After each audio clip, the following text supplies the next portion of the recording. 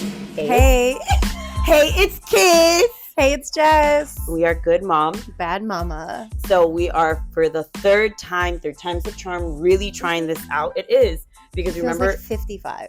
I mean, nobody needs to know that we recorded multiple videos to see what the best angle was, but we recorded 2 episodes fully in video, thought they were going to be great.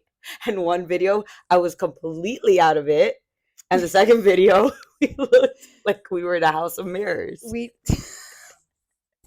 need to definitely put together a reel of bloopers. Yeah, for sure. Yeah. I'm like nervous that I didn't press record. I need to look.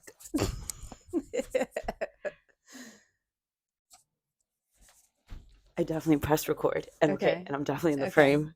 Because the last time I was not in the frame, which is funny. Pause and make sure? No, I'm definitely in the frame because I looked at where the pillow was. Okay. So my back is definitely there. But anyway, so this is an episode that we really wanted to record and show our faces. Because I feel like 10 episodes in, it's time. Right? Like... It's time. It's time. And not really, it hasn't been because we didn't want to. Yes. It's because we don't know how or have the means. Stop. Don't say we don't know how. Okay. We are seasoned mothers and we're a little bit older, but we know technology. It wasn't that. I think it was... We didn't know how to do it with what we have. With what we have. Exactly. Yeah. And also we didn't and kind of still don't have the space. So... Yeah. Can we backstory? Like, do we mind? Sure. So we tried recording on Jessica's son's bed, which is super cool. Nice setup. That's where I wasn't in the frame. And also we didn't want to take his personal space. Then we tried recording in my daughter's playroom. And that's where we looked like mirrors. Like the bottom half of us was so humongous. Big. So which, big. Listen, not body shaming anybody, but it's just like, we have a right to feel how weird. We looked really weird. It was bad. Yeah. Then we tried recording on my bed. Oh, yes. In multiple positions. Yes. We tried. I know I said it on purpose. We tried recording like on the headboard, which is really nice. Yeah. But it just didn't work out. Then we tried recording on the edge of the bed and I looked like a sumo wrestler. Jessica looked great. And that didn't work. And then we had the bright idea of bringing in one of Jessica's couches into her college daughter's bedroom. So, Kaylee, when you see this, thank you for letting us borrow your room. And a couple caveats. So my dog is obsessed with me and has to go with me everywhere. He will probably hear him scratch at the door because I closed him out. Yep. And 2, my youngest son is right behind us. So and his gaming setup is literally on this wall. There. So I told him to be quiet, but if he gets excited or upset, we might hear that. You might hear that. Yeah. I mean, he already yelled at us. I was like, come on. It was really funny. Whatever. But confession. Yes. I think we have a topic we've been kind of avoiding. Yes. Well, I think you. I 100% have been avoiding this topic. Yeah. Confession. I had postpartum depression. And I think I did too. We'll talk about that. I feel like, do you think that maybe for you don't necessarily remember what you felt because not for nothing, it was like so long ago. Oh, you mean 21 years ago? Literally. Almost? Yeah. So it's like, you know, when you push out a baby, they say that like afterwards, when you get pregnant again, you kind of forget the pains. Yeah. I've never forgot the pains from that. Neither have I. That was a horrendous birth. Yes. I mean, both. Whew. No, I haven't really forgotten it. We'll go into it. Yes. So I'm going to put my arm out and please let me know if my pits stink. Okay. No, not yet. Okay. So when my doctor had told me I had baby blues, not necessarily postpartum depression. And so I actually kind of wanted to look this up. Okay. So I looked this up. Okay. Tell me. I went to WebMD. We're super resourceful. There were a few points. So, okay, when it's the baby blues, your mood swings quickly from happy to sad. 1 minute you're proud of the job that you're doing as a new mom. The next you're crying because you think you're not up to the task. You don't feel like eating or taking care of yourself because you're exhausted. You feel irritable, overwhelmed, and anxious. Okay. And I'm like, okay, yes. So can you scroll? Like it says when it's postpartum depression. Can I? Yep. Well, no. Okay, go talk about baby blues. What did you experience? Okay, so I am someone who grew up in the Midwest. I don't know if it's a Midwest thing or what, but I always knew I wanted to be a mom and I couldn't wait for it. And I knew I was going to be great. So when I was going to have this baby, even though I was only 21 years That girl old, says she knew she was going to be great. Sorry. I did. And I was only 21. None of my family lived where we lived. We were kind of by ourselves. And I was like, no, I'm going to be able to do this. This is going to be fun. When I brought her home, I remember leaving the hospital because we talked about earlier, she had meconium and so she was in the NICU for 5 days. And so we were in the hospital for some time. Okay. So then when we left, I kind of felt like, oh shit, like I'm about to go and take care of this tiny ass baby. Well, she wasn't that tiny, but all by myself. And there's Yeah. going to be no nurses, no doctors. What am I going to do? So I started to panic going home. I don't know if you felt that as well. The same thing. I mean, who doesn't, right? 100%. Yeah. So I was like, oh gosh. And then I got home and I was like, I don't know what the fuck I'm doing. And I thought you're supposed to love motherhood. This was supposed to be fun. And it was not. I cried a lot, not really in front of people. So I hid it. So I cried a lot. And then a couple of things I really remember is every time Kaylee cried, my stomach would turn and I would just like, I don't know how to describe it, but it was just like, oh my God, no. Like, yeah. It's crying again. It's happening. Yeah. And I didn't sleep very well. I did not eat for days. I would like, and I know my mom had come over and she was like, you have to try to eat something. And I like tried like a little bit of yogurt. I took like 2 bites and want to throw up. Like I could not eat. Wow. So, and then I just felt like a failure. I was like, I thought I was supposed to be able to know how to do this. I thought I was going to know how to do this. And I didn't know what the fuck I was doing. So I was just really sad. So going back to this, yeah, I felt all these things. Although when it says like you quickly go from happy to sad, I don't remember being too happy. Okay. To be honest. And when people came over, it made it worse. Yeah. It made me feel worse. 100%. I said that twice already. Yeah. Yeah. Same. Okay. So then I'm like, was this depression? So here, you read what it says. So when it's postpartum depression, it could be postpartum depression if you feel hopeless, sad, worthless, or alone all the time and you cry often. You don't feel like you're doing a good job as a new mom. You're not bonding with your baby. You can't eat, sleep, or take care of your baby because, of your overwhelming despair. You could have anxiety and panic attacks. Man, it's crazy because they both sound so similar, but I think it's like the lack of bonding, anxiety and panic attacks. Because the first two, like the hopelessness, sad, worthless kind of, feeling like you're not doing a good job and not eating, sleeping, those relate a lot to the baby blues, which, okay. What about with your other boys? Well, with your boys? Didn't get it. You felt like you knew already? Totally fine. Yeah. Yep. I was terrified when I had Kai that I was going to go through it again. Yeah. But I didn't. Do you think it's because you were, how far apart are they? 3.5 years. Okay. Do you think it was because you already kind of like knew more or less what to expect? Yeah. Okay. I think so. Yeah. Yeah. What about you? Whew. What about me, huh? Yeah. So I did not grow up. I guess I don't want like I didn't grow up wanting kids. Like I knew I wanted kids because it's kind of what it's expected of you, but I wasn't like I'm ready to have kids. Peter definitely wanted kids like soon. I did not because I didn't feel ready. Like I didn't know what to do. My like youngest cousin, I took care of. My neighbor's kids, I took care of. I knew that I had like the teacher in me, but to take care of a human, like really take care of them, feed them, keep them alive was very different. So I was happy to not have had a child yet because I still felt very immature. I mean, I'm still very immature, but I can so be. Am I. Yeah, but you're definitely more mature. Like you're like you're responsible. I don't know how to explain it. Anyway, that's like going off topic. Okay. But with our, she was a preemie, and as you know, where we worked previously together, Yes. brought a lot of stress. So when I was like finally ready to Yes. have a child, when we finally were like both on the same page, it took us 3 years to get pregnant. And I had a lot of complications because of endometriosis, which I didn't know I really had. I thought I had PCOS. PCOS is how you say it? Yeah, PCOS. Yes. Mm-hmm. I thought I had that.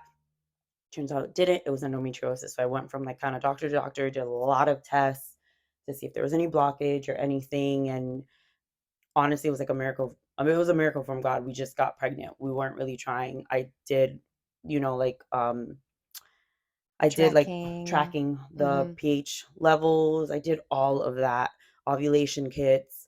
And the last resort would have been like, fertility route. So, infertility route. So Right. we ended up pregnant, which was beautiful. It was a wonderful pregnancy, but the work that we had was very stressful. And I remember specifically the year that I was pregnant, they wanted to give me like 5 heavy hitters. And I remember going to the principal's office and like, you cannot do this to me. Like I cannot be overstressed. Yeah. Because we know when you're a really good teacher, they give you the most difficult children.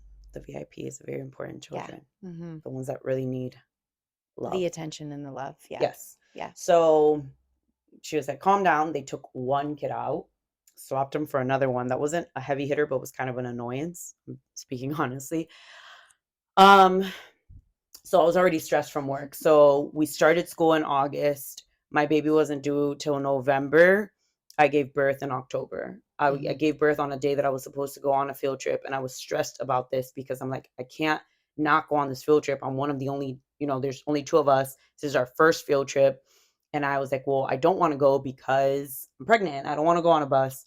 And I ended up giving birth. And that obviously set the tone. Like Peter was so excited and I'm like, she's early. Like I'm not ready. We have no clothes for her. Her playpen, nothing was set up because we thought we had a good 5 weeks. Like nothing was done besides throwing baby showers. So while he was excited, I was just like praying, like, please give me strength. I had a friend pick up clothes from Facebook Marketplace because she was a newborn, she was a preemie, so I needed preemie clothes, and a lot of places you have to like order them. So I found somebody locally that was selling a bag. I had a friend pick up a bag. Peter put things together, and she also was in the NICU for only 12 hours, but the doctors kind of sent us home. We set things up, then picked her up. I wasn't ready. At all. And because I wasn't ready and Peter wasn't, we were first-time parents. We weren't used to having children around us. My mom wasn't there. My mom was due to come when the baby was due, like on the due date. Right. Around the due date. My mother-in-law was there to help me, but it wasn't my mom. So, immediately I felt trapped. I felt like I didn't know what the heck I was doing. I knew that this was my child, but I felt like I was doing everything wrong because she was crying all the time. She wasn't getting fed. I remember my mother-in-law like getting stressed out because the baby wasn't really eating. She's like, you guys need to feed her, like give her formula. I'm like, no, I was told I need to give her breast milk. And I tried so hard to breastfeed. I met with 2 lactation consultants who told me she was fine.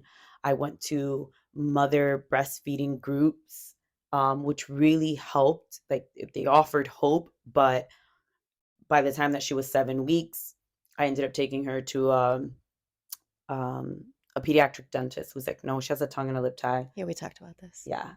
So I'm sorry. I'm just like recounting all of the stress that came. And the steps that you by like the first week I was crying every single day in the shower. I would use the shower as like my escape, and Peter couldn't understand why I was in the bathroom for 40 minutes. And it was because I was crying. And I remember my mom calling me. Like my mom would call me every day, which that was the norm. We would talk every day. But after giving birth, like, I didn't want to talk to her because she was like, how is she? What did you do today? Like, what was different? I'm like, Yeah. I don't want to talk about this. With Kay, I loved talking about that because I knew what I was doing. With R, absolutely not. And it got to a point where, like, my mom called me one day when R was like 2 weeks old, and I was like, I don't want to talk to you. Do not call me anymore. I'm not ready. I will call you when I'm ready to talk to you. She's like, why? What's wrong? I'm like, I'm struggling, and Yeah. you're supposed to be here, and you're not here. And we had people come over. This was like an anticipated baby. Peter and I had been together for many years. This is the first, so we Yeah. had a lot of people come over, but it was never what I needed. Nobody was coming over to like sleep at night so that I could get 2 hours of sleep, because she Yep. was literally sleeping 1 hour Whew. and nursing at Or night. like that was No, as she was much sleeping she would sleep during the day for 4 to 5 hours, because Okay. obviously she wasn't sleeping at night. But by that point, I wasn't educated on like sleep training. And in our culture, it's like, let the baby sleep. You let that baby sleep. And it's like, no, no, during the day, you do not let the baby sleep. I learned after she was 3 months, I learned, like, nah, you guys got it all wrong. There's an actual science to this. But people were coming over and they would carry the baby, or they would just hang out, and they would come over and stay for the longest time. And it got to a point where I didn't want people to leave. Yeah. If it was 10 o'clock at night, I didn't want anybody to leave. I'm like, please stay, because I knew the night shift was coming and I was going to be alone. Yep. I actually remember that feeling now that you say that. Yeah. Yes. So I remember there was like a really bad snowstorm up here. Do you remember that snowstorm? It was like the George Washington. Oh my gosh. It was backed up. Oh, that one. Yes. Oh, when everybody was stuck. Yeah. Oh, that was horrendous. She I was stuck in New York. 2.5 weeks, almost 3 weeks old. And Peter was stuck. He's like, I'm on my way home. I'm trying to get home. And it was the first night that I was going to try the formula that she was actually on later on. I was like, I need to try something. And her pediatrician had like some cans for me. She's like, I need you to come pick these up. Everything was backed up. Peter couldn't come home. I'm like, you need to come home. I cannot be alone with this baby. Yeah. And literally, you didn't move for hours. I in know. Your car. I mean, I was home with the child. I didn't understand it, but I understood it obviously later. And I even like called my cousin. She was going to try to pick up the formula for me because she was in Jersey, but even Jersey roads were super backed up. I was like looking into an Uber to go pick up this formula, bring it to me. And it was just, I just remember praying so much, like, God, please let her sleep. Please let her sleep a little bit. It was the first night that I had moved her like baby cot to my bed, because she would sleep like close to us. And I didn't trust myself to co-sleep. Like, because she was a preemie, they say like, don't co-sleep with preemie babies until they're like reach, weight or their like gestational age. I don't know if I'm saying that correctly, but I just prayed, and she slept pretty good for a few hours. And I told Peter, I'm like, you have to come home. I don't know how. I don't care how, but you need to come home. I cannot be left alone with this child. And he did come home at like 2 a.m. and then had to leave again by like 6 a.m. for work. And I remember his family like kind of joking about it, because this was right before Thanksgiving. Thanksgiving was at my house, which was also like for me like very tough. So I'm like, I have a new baby and all these people are here and nobody's helping me with anything. And everyone's just commenting on like what I'm doing right or wrong. Right. So have you tried this? What about this? Yes. Yeah. So they like were making fun of me because I made him come home. They're like, nobody was moving. You made him come home, like, to leave again. And in my head, I'm like, you guys don't understand. Like, I felt like such a failure. Like, nobody understands. I'm like, I thought I was gonna shake my baby. Yeah. And I remember telling you this recently. Like, one of my brothers joked a while back, like, I never understood why they put the "don't shake your baby" videos in the hospital. Like, after you give birth, he's like, and then I had a baby, and then I understood. And I'm like, yeah. Yo, that cry gets fucking annoying. It's heart-wrenching, because it's like, it is. You can try everything. Did you try to feed them? Did you change their diaper? Did you, like, literally I tried everything already. Bless you. Thank you. That has been said to do. And like, don't you think I would have tried that? Right. Excuse me. When people are like, try this, try that. Like, yo, I'm sneezing. You're burping. It's just, there's rough. Fireworks going there's on. This is a rough conversation. Ugh. But yeah, and the whole idea of like connection, Right. I definitely can admit Did you feel like you were bonding? no. Yeah. And even to this day, like I feel that I didn't connect as much with R as I did with K because I knew how stressed I was. Yes. So I had like um her pediatrician told me like you need to speak to your doctor, like you might have some postpartum depression. And I'm like, I don't know what this is. I wasn't educated in that. Peter Yeah. and I did not take the classes because No, you just feel like there's something wrong with you. yeah, I was supposed to give birth in New York and the classes were only in New York, but we were living in Jersey. I'm like, I can't make these classes. And you know, you kind of just you go off of what you're told. And growing up, nobody talked about postpartum depression. Nobody talked about the feelings that a woman feels, like The just bad the feelings. bad feelings. Mhm. Like I remember looking in the mirror and being like, who am I? I wasn't eating. I was back at my like pre-baby weight within weeks because I was not eating, but I was like, I just felt disgusting and just yeah. Yeah. It took a lot. It took a Yeah. lot to feel like myself. But then with Kay, that was a very unplanned pregnancy. And I remember like crap, I do not want another baby. I Yeah. remember like Peter and I went through it with this first It's one. like PTSD. Yes. Uh-huh. I do not want this. Why is this happening? I wasn't even supposed to get pregnant. I couldn't even get pregnant. Now I'm pregnant again. And I know they say like you become very fertile after your Yeah. first. Yeah. Uh but with her, I was like, all right, I cannot go through what I went through with R. You Yeah. absolutely cannot. I had like read everything that I had done with Rogue. I like reread everything. By that point with R, I was already like, all right, her sleeping schedule, she was good. Yep. I was doing what I needed to do. And I was like, with Kay, this is not gonna happen. And then COVID hit. Oh. And I'm like, oh my gosh, we're gonna be home. And I'm giving birth to a baby in a hospital Right. with like COVID. Right. Um, Was Peter in the room? Peter was in the room, and it's funny because I called the hospital like days before. I spoke to my doctor. I'm like, is he allowed? Is this a hospital that's allowing? I looked up forums and Google reviews, like, are they allowing partners? Is this one? I went to our like town Facebook group. Is this hospital allowing spouses?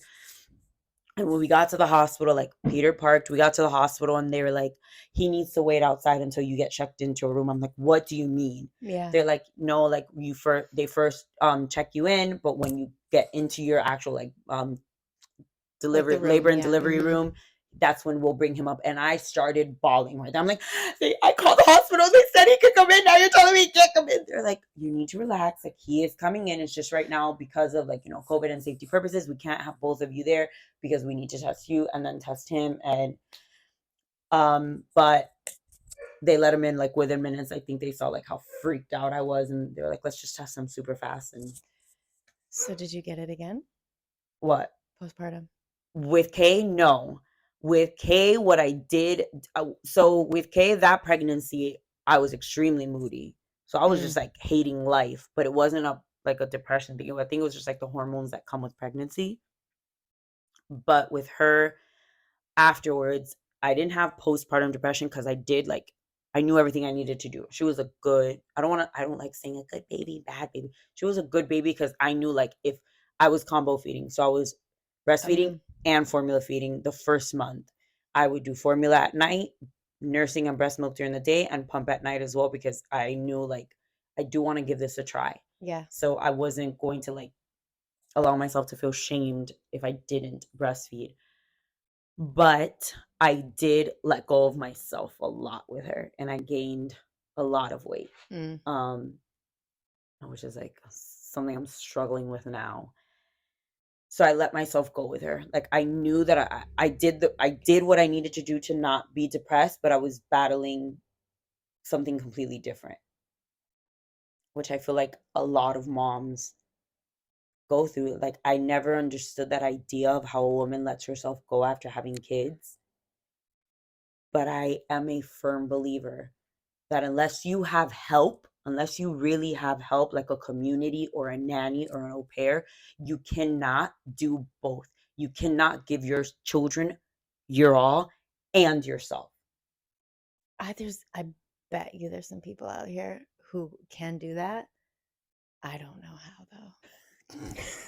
But there's gotta be. There's gotta be some I people who feel are like on it. all the people that I have seen that can do both personally, that just this is just my perspective. The people I've talked to, people I've seen, one, they have a lot of family help. They live close to family. Mm-hmm. So that, and two, they are like either stay-at-home parents or they work from home.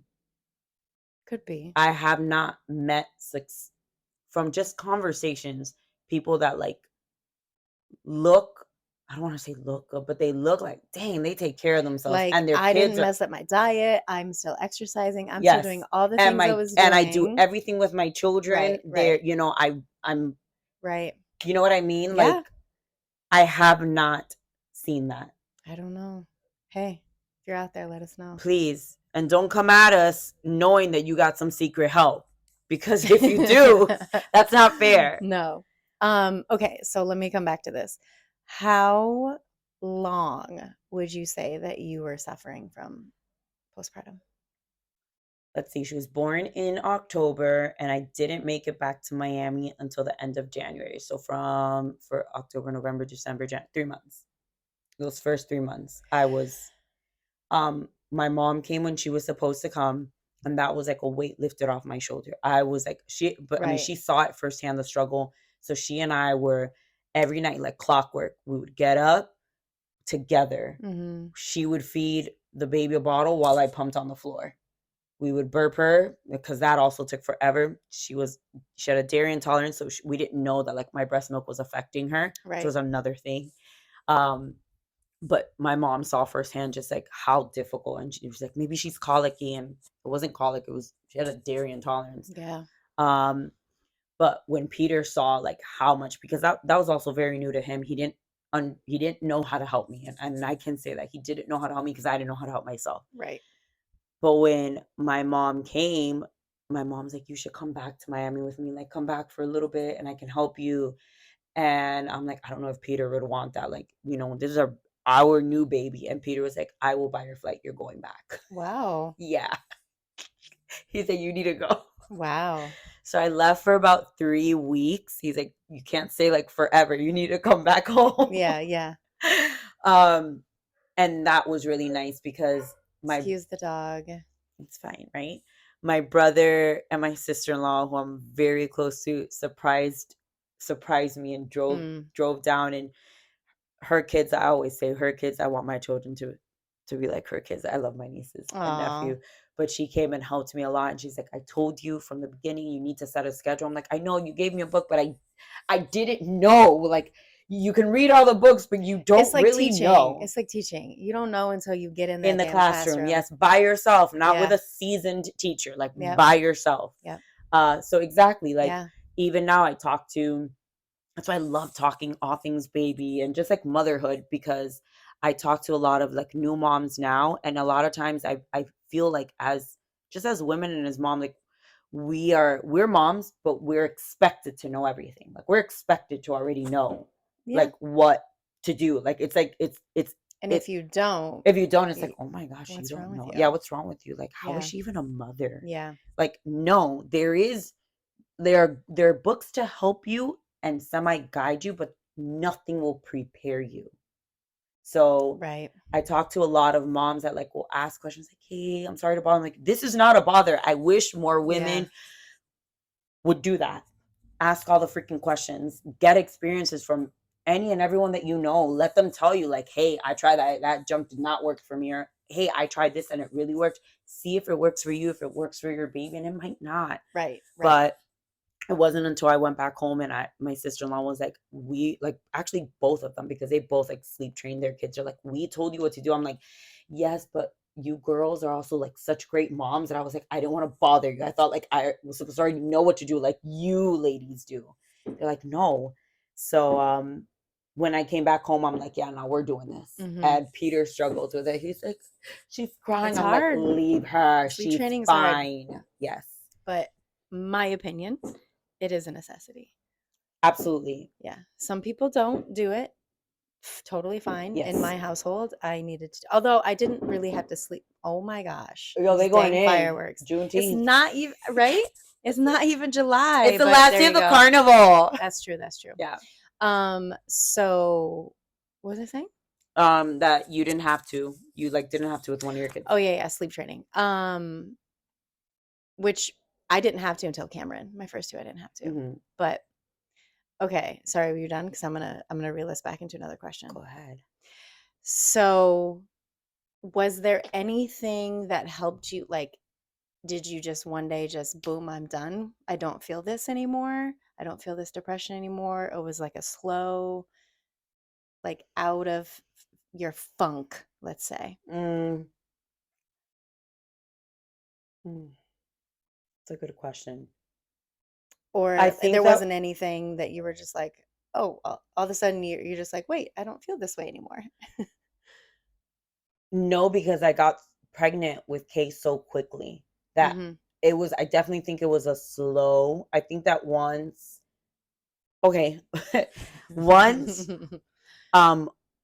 R started sleeping well, and I knew like she didn't sleep through the night until she was almost a year old. Whew. But that was a choice between like Peter and me, more Peter, because he's like, she's hungry. I'm like, girl ain't hungry. She's waking up at the same time. Like when you wake up in the morning, are you ravenous? Not really. No. You want to brush your teeth and kind of like relax a bit, maybe drink some water, and then you want breakfast. Unless you slept 12 hours. Well, yeah, like the kids, the expectation is they sleep 11 to 13 hours. That's like what sleeping through the night is, but they need that sleep. And yes, when they wake up, what do you give them? Milk. It's not like you're feeding them, a spoon of porridge. I said porridge. But no, I think that once we got her naps down and I knew like she is sleep trained, that's when I got out of it. That's when I got out of the funk because you got breaks. Because I got breaks and I was sleeping. Yeah. And honestly, it was when we found out about her dairy intolerance. Like once she was, I don't want to say fixed, but once we kind of fixed the problem, like I felt better. So it was definitely a slow progression. I think I needed to like fix all the things that were going wrong, like the lack of sleep, not eating well, crying like crazy because she needed to poop because her poor intestines were inflamed. Aww. And then obviously like, yeah, I said it, lack of sleep. Yeah. So I'm also thinking, I'm wondering, okay, right. So let's go back to the beginning. We talked about, was it baby blues? Was it postpartum depression with me? And I'm thinking, I'm hearing a few different things. Is one, like I did feel like I was bonding with Kaylee, even though I didn't like her very much. No, agreed. I didn't.